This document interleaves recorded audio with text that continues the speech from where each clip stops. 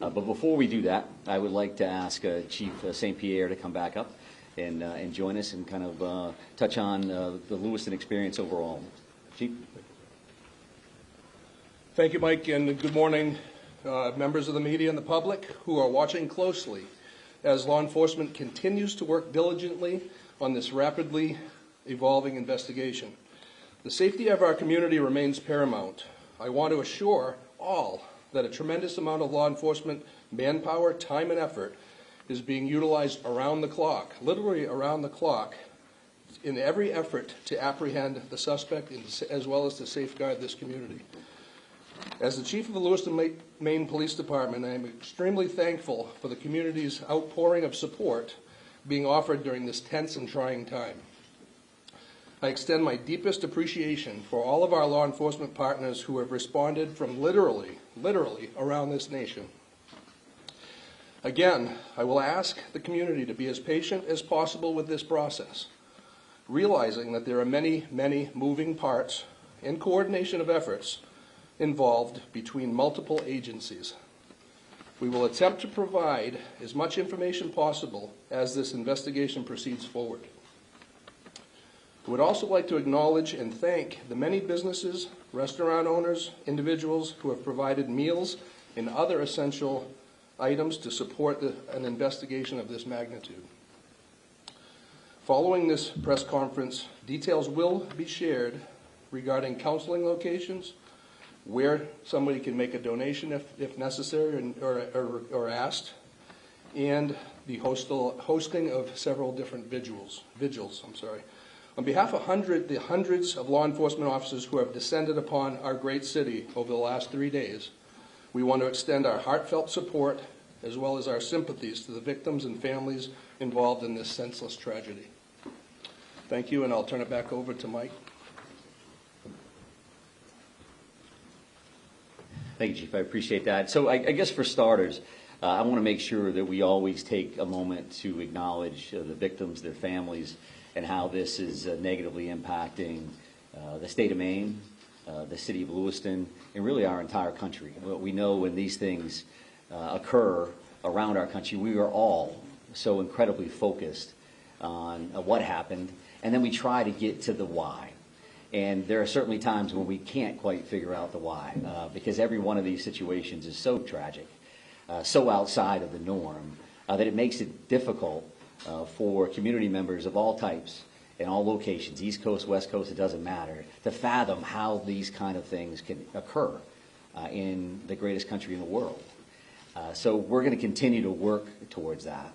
And as a piece of this, I wanted to come in and really speak to the partnership that we are committed to have with you. And as we start to really flow into an operational period, we have more of a pattern to see what we're doing day in and day out. I'm going to commit to you to have a morning briefing every day at 10 o'clock right here in this location. As you can imagine, some of those briefings may be longer than others, but I want you to know that you're going to see us in the morning. And we're going to go over what happened overnight, and we're going to kind of talk about what the plan of the day is. And I'll speak to that plan of the day here in just a second. I would also say that we will certainly be considering afternoon briefings as well. If something new came up or something that we believe would be helpful for you to know and the communities to know, then we'll get back to you. Either way, you will receive a communication from our PIO, Shannon Moss, either saying we're going to have a briefing or we're not, so that you kind of have some idea of what your day and your afternoon is going to look like as well. So I would also say that these daily briefings, as you can imagine, will be more operational in nature, that our families, our communities, our loved ones are always going to be in the forefront of our mind and certainly in our hearts. But we do want to talk to you about this is what we're going to do, this is what we did, because I know that's incredibly important to you. And then you're going to share that appropriately with your viewers, with your readers, and that's going to help everybody start that healing process as well. I know that information is power. You also know that there's going to be times that I won't be able to give you all the information that you need, or certainly that you want. And that won't be done because we're just not going to tell them. That's going to be done because from an operational standpoint or a tactical standpoint, there are safety concerns that I have for our first responders and that we all have for our community members. So please keep that in mind. I will go back to like a Q&A kind of a period. We want to allow that opportunity, and we're going to try to do the best we can. But if in my mind the math starts leading to, well, I'm going to get asked 10 questions and I can't answer 9 of them, then maybe that's counterproductive to a certain extent. So we're going to try to front load as much information as we can, again, with these particular sessions. So that is kind of the plan moving forward. And to speak to today's briefing in particular, I would tell you that the overnight hours, and we are on 24/7, and we will be, until the suspect in this case, again, is brought to justice. So overnight, our officers, our investigators, and that's investigating, I say our, I'm talking about local, county, state, federal, all of our partners, been continuing to work 530 plus tips and leads that have come in from the general public, from a number of communities, a number of different relationships. And as you can imagine, those vary greatly, depending on that individual's knowledge of what happened and what they want us to do about that. So we're continuing to check those things off the list as we go. We're also continuing to do searches at the 2 primary venues here, the one being Schmenchi's Bar and Grill, and the second being the Spare Time Bowling Alley. I will tell you that it's going to be easy to think, well, what's taking them so long to work these scenes, right? And because everything we watch gets solved in an hour, and it's all taken care of. But in order for us to do our jobs, to be professional about what we do, be respectful of the victims and the families that we're working with, and the process within which we work, we have to take our time. We're going to be processing every square inch of these facilities. Not only do you have the victims in question, but every one of those rounds that got fired need to be investigated. Every one of those cartridges that lays on the ground needs to be collected. The vehicles that are in those parking lots, everything that we do around this, we need to be careful. We need to be professional, and that's what we're committed to do. So I would expect that we're still days away from completing those particular investigations, those particular crime scenes. So you'll continue to see us at those locations without question. And because of that, there are also affidavits, and affidavits are essentially the first step in a search warrant or an arrest warrant or whatever that looks like. So we're continuing to draft affidavits ultimately for search warrants around any kind of digital media that we're hoping to attain or investigate. That could be phones, that could be computers, that could be video from any location. So our officers, our investigators continue to work on that material. And so that's a lot of that stuff overnight, as well as using that 3 o'clock, that 4 o'clock in the morning, using that time frame to kind of plan out what the next day is going to look like. So we've trying to get some people rotated through for operational periods. We're going to get them some rest. Now let's plan what the next day is going to look like. We have a morning briefing, which kind of kicks off and says, this is what's going to happen. We need a team to go do this. We need a team to go do that. This is who our team leads are. This is the process. And then we let those folks loose to go do the good work. And we're going to try to share some of that information with you. So as we discuss that, we have some maps and some other additional information up here with us right now.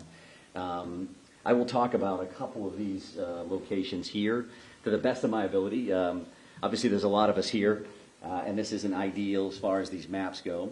But if you look at this boat launch overview as an example, this dot here is that Lisbon boat launch area that we've discussed.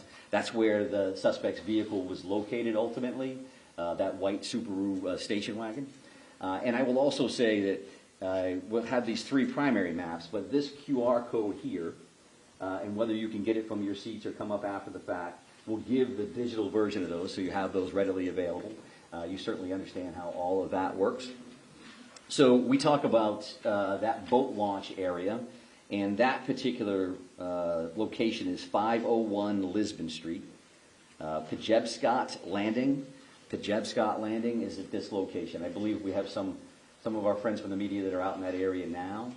And what will happen in this general location today is that we will be putting divers in the water along that Androscoggin River, which you see here. And that's going to look like a couple of different things. So the very first thing that you're going to see out there is you're going to see some air resources that will fly over this particular area, and they're looking to see what can we clear from the air. Do I have to put divers in that particular area, or can I tell from the top, based on the current and how muddy the water is and all those other things, can I see to the very bottom here? So that's going to start this entire process. Then there's going to be some screening and some divers that are actually in the water that may start on this side by the boat launch and will continue on this side. I would envision at some point that we'll be moving over to these particular locations here for ground searches as well. So that's gonna look like a bunch of different things. So they could be dragging a diver behind them, literally, while that diver is checking for evidence, checking for potential bodies. And I would also say that while this is going to look like a major focus today with a lot of people, we have a lot of other irons in the fire. So I'm not here saying that the suspect, we know the suspect is in the water and this is what we're doing. What I'm telling you is you're going to see a lot of activity here, and I'm going to tell you that in advance. We've got nothing to hide in that regard at all. So then you're going to have some sonar as well that's going to be utilized here. And that can look like a couple of different things. A remote operating vehicle, an ROV, is divers could use that. And that will look like a pod under the water. And that is looking for sonar, so picking up shadows, if you will, of what does that look like? Could be a log, could be anything under there. And our divers, that dive team, and that, when I say, again, our divers, that's going to be teams from all over the place.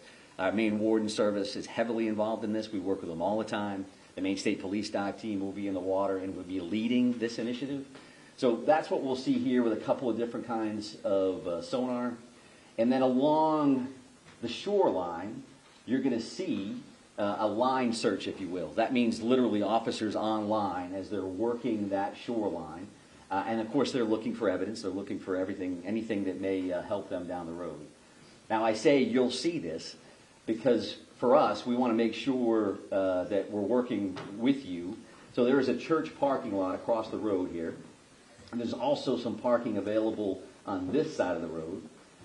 Mark Laddie, who is the PIO from the Maine Warden Service, and some officers will be in this area to assist. So if you decide that you want to go to that location to pick up video and see what they're up to, then I think there's some parking opportunities here. This 196 can be busy. This area here happens to be pretty low speed. At least that's what the speed limit is. So we're going to be around there to try to keep that as safe as possible. But we want you to be mindful that we may ask you not to stand on a railroad trestle, or we want you to get your coverage. We want to be partners with you. However, you're not going to be able to have full access to that site. I think that's common sense. And we want to make sure that you can do your jobs and we can help you facilitate that. So you're going to see a bunch of people in that area, that 531 Lisbon Road. A couple of these other locations, if we start here, this is the bowling alley scene. This red dot is actually where that is. You all understand that. We will have some additional officers there checking this wood line and continuing to do those sweeps, those searches. There was a lot of shots fired in these locations. We want to make sure we have all the evidence humanly possible. And then this is far from ideal, considering it's directly behind the podium. But this is... Can we do that? We're jammed in here with the wall. Yeah, we may lean towards that QR code. If you can't see that, I apologize. We'll have to take a look at this particular option in the future if this works for us. But the bar and grill here, there is a red dot, and you can see some wood line around that. Each one of these locations is going to have lots of police officers there, as you imagine. A piece of all of these things will have a QRF, or a quick reaction force. So we're going to maintain security here because clearly, as you realize, the suspect in this case is not in custody. That continues to be our focus. And I think if you look at these two things, we have an investigative bucket with a great deal of resources that are investigating the crime, what occurred. And there's clearly an apprehension team here with a lot of folks that are involved in that. And of course, they're going to intermingle. That's a given. But I think in this scenario, I want you to keep those two things in mind. Because even though we're going to be active with this search and the investigative side, always in our mind, we're going to be looking for the suspect and making sure that the people that are involved in these various searches, to include yourselves, are safe. So that is clearly another focus that we have in mind. I would also like to talk about, if we talk about procedures, you talk about practices. There was a lot of activity last night from members of the media in Bowdoin. And what I would tell you is that I'm showing you these 3 locations. There's a bunch of others that we're going to be working on. And that's not, so we don't have 50 maps up here. We're just going to be working on other locations. And that's not meant to be secretive. That's just to tell you that we're going to be all over the place. That's not saying that we know that the individual is in this house, or we know the individual is in that house, or they're in that swath of land, this acreage. That's not what we're doing. But we do look at all these situations as if the individual could be in there. And if that's the case, you'll see tactical teams at some point. A lot of folks are just dressed in a more casual manner, or a BDU, a battle dress uniform, just because they're going to be out in the woods and they're going to be out crawling around. So that doesn't mean, just because we're making announcements on over a PA system, that the individual is in there and we have an armed standoff and there are police swarming. There's just a lot of resources that it takes to work these scenes, right? I mean, I think that part of it, again, is common sense. And we want to be as forthright as we can around that as well. We won't be able to say every time we're hitting a location, hey, we're going to be at this spot, and because it's just not practical, and it's not safe for a lot of folks. So if you hear announcements in PA systems, as an example, a piece of that is us just giving notification that, yes, in fact, we are the police. We are going to be knocking on this door. We would like you to come out if you're in there. Some of that is case law oriented. Some of that is best practice. And some of that's just standard operating procedures from our end. So keep that in mind. If you have a question, you can certainly reach out to Shannon Moss. Many of you have. And if we can answer it, we will. It may not be immediate, but we're going to do the best we can to do that. And I think we'll be better at that, again, as we kind of get into this flow. Now we know what we're working with. It's starting to settle in as much as a tragedy like this can. And again, we want to be good partners with you across the board. So let me just take a look to make sure I've covered everything that I wanted to cover. I would also say that this is a big deal here, this particular link, and Shannon will be sending that out through her media list. So this is a digital tip line. And what a digital tip line would mean is anybody, yourselves included for whatever reason, if you've got a photo, if you've got a video of what happened, or something that you think is evidentiary in nature, you think that it would be valuable for us to have, you can upload that information through that link. And that link stems from best practice in other communities where tragedies like this have occurred. That a lot of people have a lot of information. Where does it go? Maybe this is the key. I don't think they know that. Or they probably do know that. 75 other people sent it to them. Send it to us anyway. And we want to see that information. So that's pictures, that's video, that's any of that kind of material to that particular link. And again, the QR code is something that we already talked about from a mapping perspective. I would say that our ongoing victim services efforts, that is something that we're working with victims' families, the community as a whole, and we are working with families that have currently been notified. We're continuing to identify victims in this case, and as those occur, additional resources will be available to the general community. I would say, again, as a little bit of a reminder, some searches you may see, well, why does that search have an armored vehicle involved, and then they're walking along the river, shoulder to shoulder. Some of those are going to be tactical ground searches versus just a kind of standard line search or grid search. The Maine Warden Service do this stuff all the time. They're incredible, searching for people, and incredibly valuable for us as it kind of expands out to evidence in many of these circumstances. We do clearly continue to have air assets, whether that's helicopters or planes, just because they're involved. Again, as we mentioned here, right? That's going to be an overview. They're just flying over that site. They may be hovered someplace else. Is that because we found the suspect? That's not a guarantee that that's the case at all. I would also tell you probably new information Initially, that first night, we had 70-ish or so witnesses.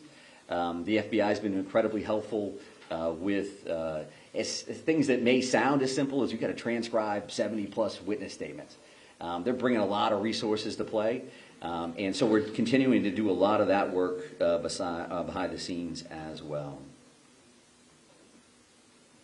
I think that the shelter-in-place order, right, that's currently in place for Lewiston, Auburn, Lisbon, and Bowdoin. When you hear the names of those communities, obviously you know that a lot of our focus, a lot of what occurred in those communities, whether it's Bowdoin because that's where the suspect's house was, Lisbon where the car was located, or Lewiston, Auburn, some conversation earlier about Auburn locations, and Lewiston where the focus of those first two tragic active shooter situations occurred. That's an ongoing conversation that we'll have every minute of every day. Does it make sense that those orders are still in place? And can we relax those, change those? They have not been changed in any way at this point. But we realize that we want to keep our community safe. So that's again, the forefront of our minds. But we know that a shelter-in-place order in general, similar to orders around COVID, can have some negative impacts on families and going to school and businesses and all those other things. So we have that in our mind. There is that pluses and minuses chart that's just kind of active as we kind of work through this thing. So know that we are actively thinking about that. And truth be told, working with, specifically right here in Lewiston, working with our officials, working with Chief St. Pierre, working with the mayor and others, having conversations about what does that mean, and what is that going to look like this afternoon, tomorrow, and in moving forward. So I think that's enough sharing from my end. That's a lot of information to overload you with there.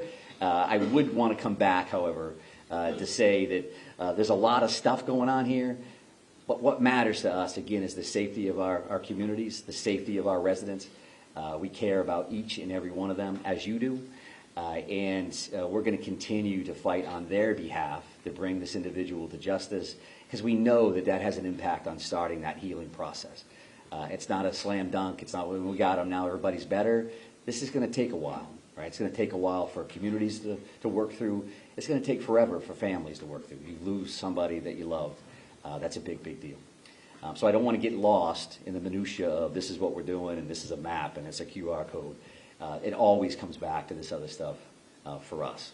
So again, we're going to try the Q&A deal and see where we go. Go ahead, right here. There were reports that you all found a note at his home. Do you know the contents of the note? Can you share that?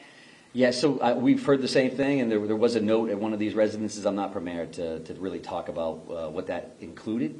And I think that's probably, again, a common sense answer because that does involve, is there a mindset here? Is there a motive? What did that entail? So we'll definitely continue to work on that, and when we can release it, we certainly will. Sir. Right here, sir. Commissioner, so in reference specifically to what's behind you and what's going on at the river, is there any information that you have that's leading you in the direction that he may have killed himself and his body is in there, or is it just one of the possibilities? Well, I think one of the possibilities is key, right? Because clearly we don't have him located at this point. We don't have him in custody. So all of those options are on the table. We certainly don't want to wait too long because the river is a big piece of this. The car was located there.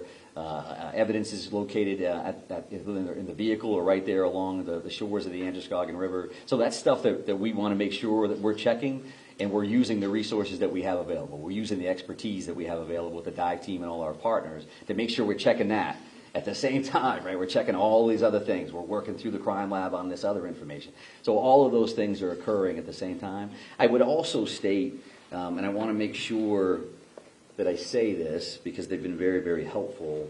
The Brookfield Power Company owns 2 dams, operates 2 dams in this area, and they've been very cooperative. You know, they live it every day.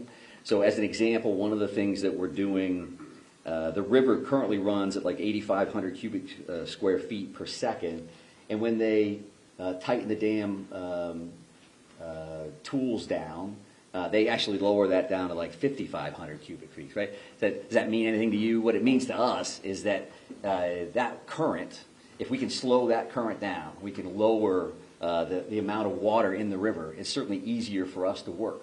It's easier for our divers to see in clearer water than muddier water. If it's a foot lower than it was before, it's easier for us to work. And there's different searches, obviously, but unfortunately, people lose their lives in bodies of water on a regular basis. So this is something that we're trying to dial in. But yes, sir, right here. Yep. Deer hunting starts tomorrow. Yeah, it sure does, yep. Can you address that? Yeah, sure. So I've had conversations with Commissioner Camuso, Inland Fisheries and Wildlife. Judy's great. We are having those conversations. I would expect to hear more about that later in the day. It's a big deal in Maine. It may not be a big deal for a lot of people from other communities, but we know what that's going to look like. We also know we're in the woods.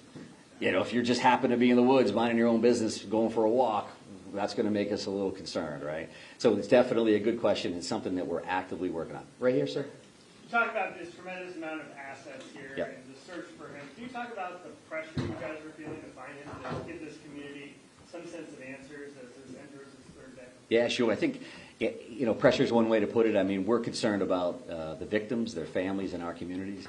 I'm concerned every day, 24/7, 365, at this point for 30 years. That's why I got into this business. We do want to help people. We do want to make them safe. Making them safe and making them feel safe may not necessarily be the same thing either, right? Because I think our law enforcement partners, our first responders around the state, everybody is dialed in. They do that all day, every day. This is clearly a completely different animal. So for us, we want to make sure that we bring this individual to custody. But we got to do it right. We got to do it the safe way. Don't want to see anybody else get hurt, certainly our people and our community members. So we want to make sure that we do that right. We're not going to be rushed, but we're running right on that level, that we're going to work as hard as we can, as fast as we can, with as many resources as we can to try to bring some kind of closure. Right here, ma'am. Right here, ma'am. We understand that the family is being we understand that the family is being cooperative. What are they telling you? Oh, I think whether you see the 530 tips and leads overall, I think we're seeing a lot of cooperation across the board. I'm not going to speak to anybody in particular, but I think there's a lot of cooperation. There's a lot of compassion here. There's empathy that people understand what happened here, not only to the victims, but again to the state and to our country. So people are coming forward. They are participating in the process, and that's just the nature of the beast. But I'm not sure I answered it. So go ahead and follow Yeah, up. I'm so sorry. That's okay. Specifically, the family of the suspect. We understand they are cooperating. What are they telling you, and how are they helping you in the investigation? Yeah, so I won't speak again specifically to what anybody said one way or the other, but we do appreciate everybody's cooperation because we know that this is difficult for everybody. No matter how you could be the neighbor of somebody. This is tough for people to digest and to understand and to try to work through. So that's a good right here, sir. Right here. Thank you very much, sir. Yeah. Specifically, warning. Forget about information. Families told multiple news outlets there were warnings provided to law enforcement. Which agencies received those warnings, and did you think at any point that it might warrant a yellow flag pursuit? Well, I'm heavily involved in the yellow flag conversation overall, but the reality for today is I'm not going to talk specifically about who knew what and when. We're still actively involved in a very dynamic situation here, and we're focused on an individual that currently has 8 warrants out for murder. We're trying to figure that part out, trying to bring him into justice, as well as investigate this crime. There will be a time Can you when confirm the warning, though? Can you confirm warnings were issued? I cannot confirm that point. So, Yesterday, sir, right here, Yesterday, the Senator Collins said that the yellow flag law should have been enforced in this situation. So as you stand here today, what is your response to that? And also, as you stand here today, was law enforcement notified of these threats that he was making, of his condition? Were they aware of it, and what steps were taken to investigate that? Yeah, I appreciate the question. And Senator Collins is great. We have a great federal delegation that works incredibly hard on behalf of the state of Maine. I don't know exactly what the good senator said. I respect her a great deal. So I won't answer to any comments that she made. If that's her perspective, based on what she knows through the general public or otherwise, then that's fine. She certainly has the right to do that. But based on what I've seen, we're going to continue to work through that. We asked good questions. It may even have been you, sir, around the firearm itself. And there's going to be an opportunity. The ATF is here. The ATF is working with us. They have been there since the first second. There's going to be an opportunity to answer all those questions and figure out, so was that a violation or not? It's also an opportunity from an educational standpoint to talk about what that really means, what that really looks like, and what the options, in fact, are. Right, I mean, the thing is that folks want to know. I'm going to go over here, though, sir, so I appreciate the follow-up and the initial question. Talked about timeline yesterday, 911 calls. You had the precise times that police arrived on the scene?